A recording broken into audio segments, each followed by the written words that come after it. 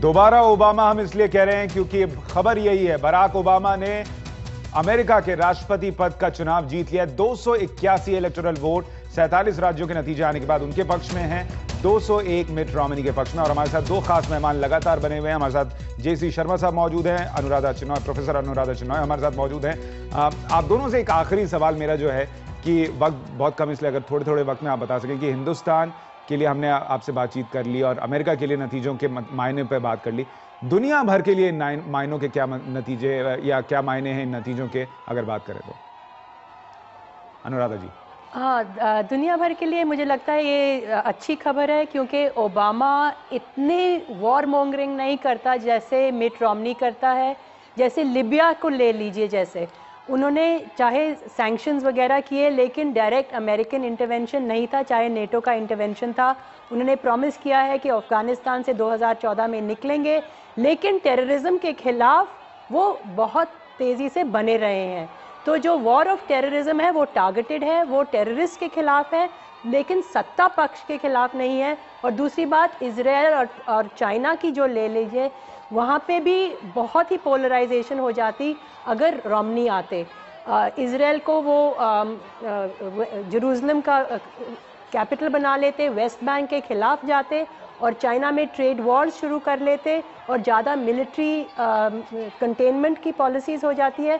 उसका बैलेंस रहेगा ओबामा की तरफ से। तो मुझे लगता है कि दुनिया के लिए ये अच्छी खबर है। जेसी शर्मा साहब। हाँ, बिल्कुल ठीक बात है, परंतु एक बात मैं कहना चाहूँगा, चुनाव में जो कहा जाता है और बाद में जो किया जाता है उसमें अंतर रहता है। और रोमनी बहुत अल्ट्रा कंजर्वेटिव नहीं हैं। उन्होंने पहले से कह दिया था कि हम सीरिया में सेना नहीं भेजेंगे, हम इंटरवीन नहीं करेंगे मिलिटरीली सीरिया में। और चीन को भी वो रियलिटी समझते कि इतना पैसा उनसे ले रखा है, तो चुनाव के वक्त कहना एक बात है। मैं समझता हूँ कि विदेश नीति में भी बहुत बड़ा अंतर दोनों की स्थिति में नहीं है। ओबामा के बारे में लोग सोचते नहीं थे कि वो सेना बढ़ाएंगे अफ़गानिस्तान में। उन्होंने सेना बढ़ाई, सर्च के लिए और 40,000 ट्रुप्स दिए, जो कभी कैंपेन के वक्त बात नहीं हुई थी। तो ओवरऑल दुनिया के लिहाज से इस जीत को आप कैसे देखते हैं? जैसा अनुराधा मैं जी समझता हूँ अच्छा है दुनिया के लिहाज से, क्योंकि लोगों का कंफर्ट लेवल ओबामा से अधिक है।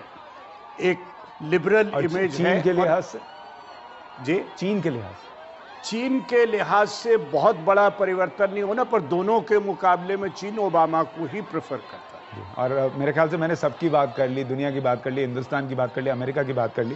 कार्यक्रम खत्म करूं उससे पहले आप दोनों के लिए ये नतीजे किस तरीके के हैं? खुशी के हैं या आपको दुख हो रहा है?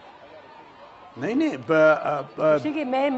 मैं तो समझता हूँ कि अच्छा है, क्योंकि एक लिबरल व्यक्ति चुना गया है और प्रोग्रेसिव भी है। उनकी पॉलिसीज़ प्रो विमेन है, प्रो माइनॉरिटीज़ हैं, मल्टीकल्चरल है, सेक्युलर है, और उन्होंने अच्छा स्ट्रेंथ दिखाया है। ये जो कंजर्वेटिव क्रिश्चियन राइट का जो ट्रेंड आ रहा था टी पार्टीज़ के तरफ से और पॉल रायन की तरफ से, तो मुझे तो बहुत खुशी है। ओबामा ने महिलाओं के दिलों के तार सिर्फ अमेरिका में नहीं, हिंदुस्तान में भी छू लिए हैं। हालांकि हमारी एक कलीग कह रही थी मिट रोमनी ज्यादा स्मार्ट दिखते, उन्हें जीतना चाहिए था।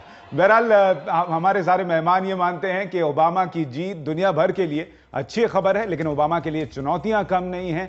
उनके लिए जो वादे उन्होंने किए हैं उसे लेकर आगे जाना एक बड़ी चुनौती होगी, लेकिन वो कैसे करते हैं, इस बात को कैसे आगे लेकर जाते हैं, तमाम वादों को कैसे आगे लेकर जाते हैं, यही देखना दिलचस्प होगा। तस्वीरें हम आपको अमेरिका की लगातार दिखा रहे हैं। जश्न का माहौल, ओबामा ने ट्वीट किया है, शुक्रिया अदा किया है सबका। अब से थोड़ी देर में वो बाहर आ सकते हैं तमाम नतीजों के आने के बाद, और वो तस्वीरें भी हम आप तक पहुंचाएंगे। 281, 201 ये वो आंकड़े हैं जो आज की खबर बन रहे हैं। 281 इलेक्टोरल वोट बराक ओबामा के लिए, 201 मिट रोमनी के लिए। और अमेरिका में डेमोक्रेट्स इस वक्त जश्न मना रहे हैं। मिट रोमनी और उनकी पार्टी रिपब्लिकन पार्टी के लिए इस वक्त बहुत कुछ आत्म मंथन करने के लिए मौजूद है। हमारे दोनों मेहमानों का बहुत शुक्रिया, दोनों स्टूडियो में आए, बातचीत की, बहुत शुक्रिया। हम एक छोटे से ब्रेक के बाद भी इस बड़ी खबर पर बने हुए हैं।